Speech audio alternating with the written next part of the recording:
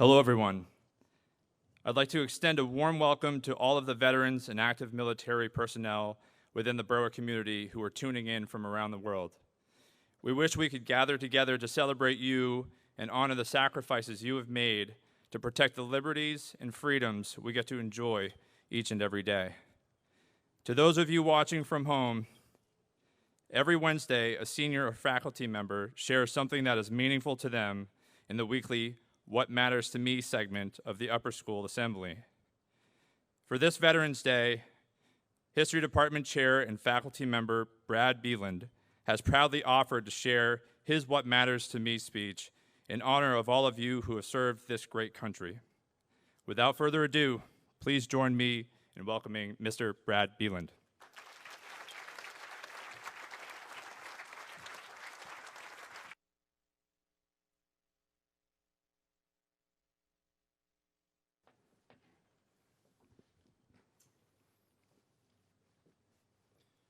Good morning, and thank you for the warm welcome to both Mr. Harding and the senior prefects.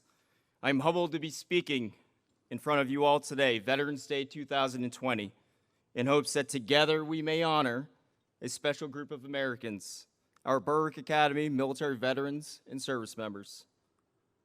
Veterans Day is about honoring and paying respect to our military service veterans and active duty service members for their sacrifices and service to this country. Every spring for the past 5 years, I've had the pleasure of teaming up with close to 40 different veterans and active duty service members, all while connecting them with my 8th grade students during an immersive learning unit. It is through this ongoing work that I hope to play a small role in lessening the military and civilian divide, all while inspiring the rising generations to better understand the multifaceted nature of military service. This work is what matters to me, and over the next several minutes, I can only hope that this sentiment will be authentically conveyed. If you are at all familiar with the Serenity Prayer, you may recall the part that says, "Grant me the serenity to accept the things I cannot change, the courage to change the things that I can, and the wisdom to know the difference."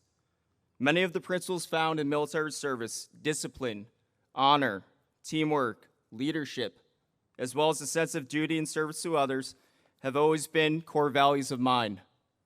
Yet, when it came to making my college choice back in 2003, I made the regretful decision to turn down an offer to enroll in a military college, and later on never pursued reserve officer training programs. This is something that I've come to accept.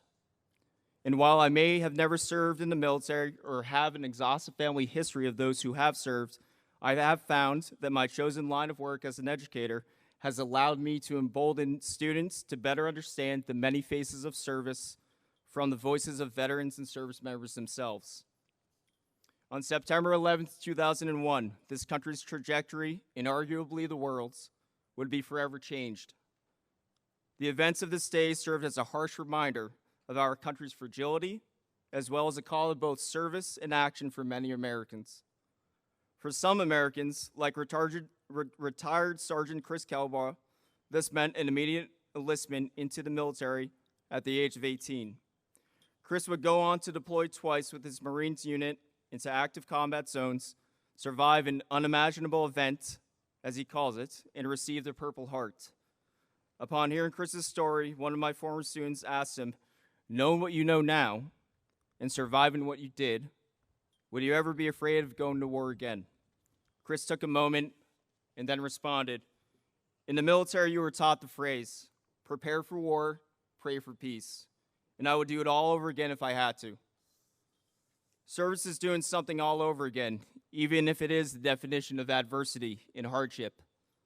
Whereas some saw 9/11 as an immediate call to service, there are many others who saw their calling a few years after the fact. This too is service. Take, for instance, the story of my close friend, retired Captain David Donahue.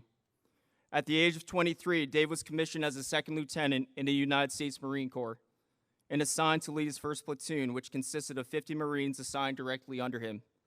A few months later, in 2010, Dave would go on to deploy to Afghanistan as an infantry platoon commander in support of Operation Enduring Freedom in the South Helmand province of Afghanistan, where he would remain for the next 7 months. On paper, one might think that deploying to an active conflict area comprises service in of itself. However, Dave's service went beyond this physical deployment to Afghanistan. Prior to his platoon's departure, Dave took the time to handwrite a letter to each of the parents for all of his Marines, promising them the following. Although their entire deployment would include moments of placing their child in harm's way, that he would do whatever he possibly could in order to bring them home safely. And Dave did. Dave's small but powerful gesture also helps us to better understand that having the respect, humility, and grace when delivering a potentially sobering message also constitutes service. When Dave returned home from his first deployment, I assumed that he just did not want to talk about it, so I never asked.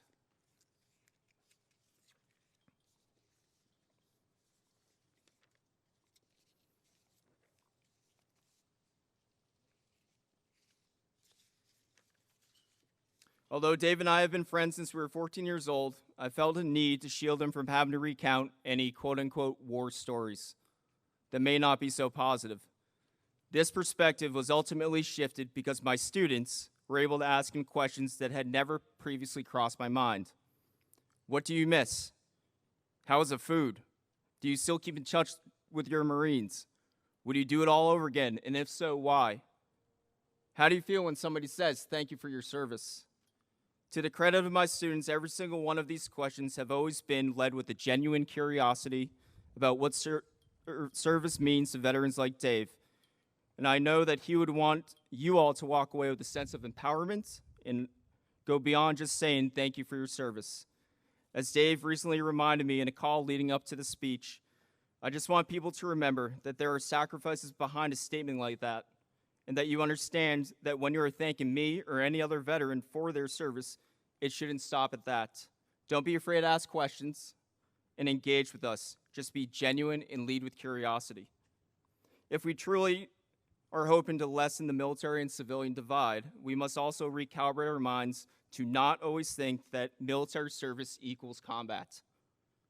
In fact, according to the Veterans Coming Home organization, just 1 in 10 or 10% of all actively deployed military personnel are ever actually deployed to an active combat zone with the likelihood of engaging with the enemy. So why are numbers like this important for us to understand? Oftentimes, this misconception about military service can work to marginalize and diminish the equally as important roles and occupations that one can play while serving this country.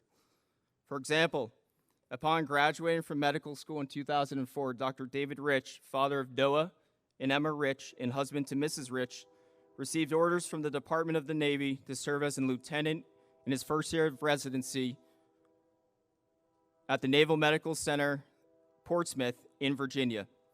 From 2005 to 2006, the Navy assigned him as a general medical officer aboard the USS Theodore Roosevelt in the Persian Gulf in support of Operation Iraqi Freedom. During this time, Dr. Rich's service took him away from his family during the holiday season, as well as for the birth of their first child, your classmate Noah. Missing out on pivotal once-in-a-lifetime events with loved ones is also one of the many faces of service, as is being the military spouse while living on base when your loved one is deployed.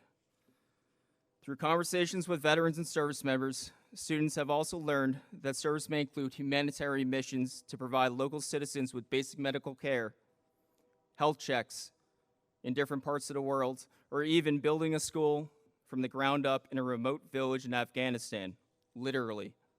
Likewise, even when one's official military service has come to a close, some veterans continue to find a calling to start nonprofit organizations that act as both informative platforms as well as safe spaces for veterans across the globe to gather in fellowship together. As we prepare to sit down with many of our loved ones for this upcoming Thanksgiving holiday in 2 weeks, there is no doubt that things will look and feel quite differently than in years past. And as we acknowledge the loved ones who are unable to join us as they normally would this year, I encourage each of us to also be thinking about the less than 1% of our active service members and their families who are also unable to be together for the holidays. This too is service. In closing, I want to leave you with these thoughts.